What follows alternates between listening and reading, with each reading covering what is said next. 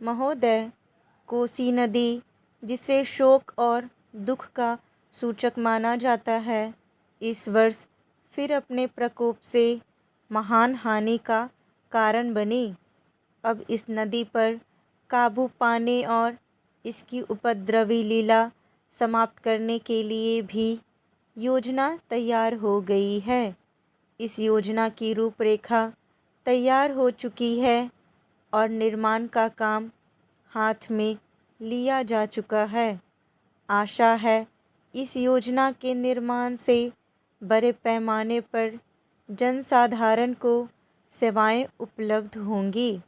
जब यह नया परीक्षण सफल होगा तो महान योजनाओं के निर्माण में और भारत की महान जनशक्ति के उपयोग के संबंध में हमारी जानकारी और अनुभव में महत्वपूर्ण वृद्धि होगी।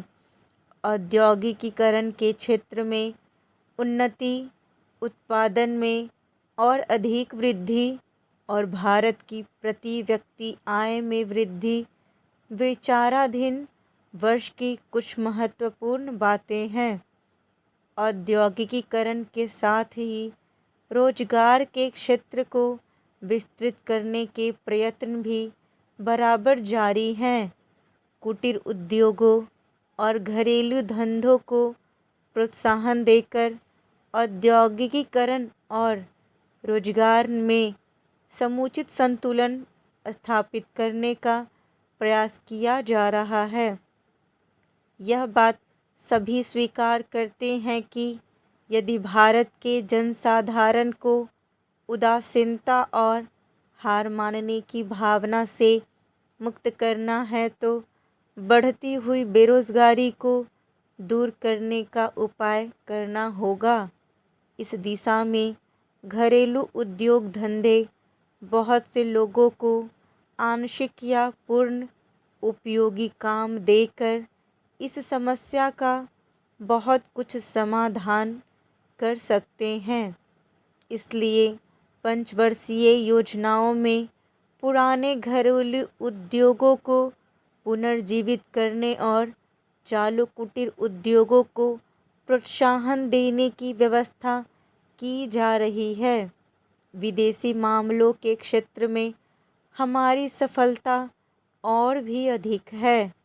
हमारी नीति, जिसे मैं सक्रिय और सोद्देश्य तटस्थता की नीति कहना चाहूँगा, वास्तविक व्यवहार में किसी भी देश अथवा यहाँ के लोगों को अपना शत्रु न समझने की नीति है।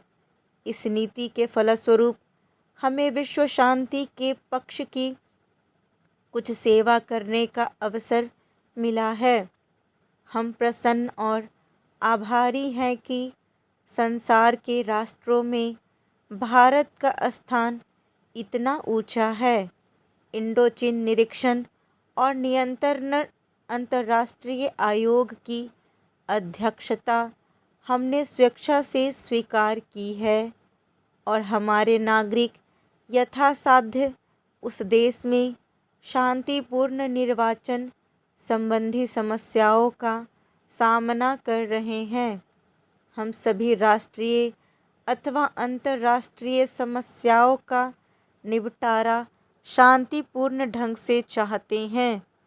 मुझे बहुत प्रसन्नता है कि भारत में फ्रांसीसी बस्तियों की समस्या शांति और सद्भावना के वातावरण में सुलझ चुकी है। शांतिपूर्ण प्रणाली की सफलता का वह एक महत्वपूर्ण उदाहरण है। दुर्भाग्य से भारत में पुर्तगाली बस्तियों की ऐसी ही समस्या को सुलझाने की दिशा में प्रगति नहीं की जा सकी। मैं आशा करता हूँ कि पुर्तगाल इन बस्तियों में रहने वाले लोगों के स्वाधीनता के अधिकार को स्वीकार करेगा और फ्रांस और ब्रिटेन की सरकारों का अनुसरण करेगा। जैसे ही यह वर्ष समाप्त हो रहा है, हम अपने सबसे निकट के पड़ोसी पाकिस्तान के साथ अपने संबंधों में अपने सुखद परिवर्तन देखते हैं। पाकिस्तान के लिए हमारे हृदय में सदैव से पूर्ण सद्भावना और शुभकामनाएं हैं।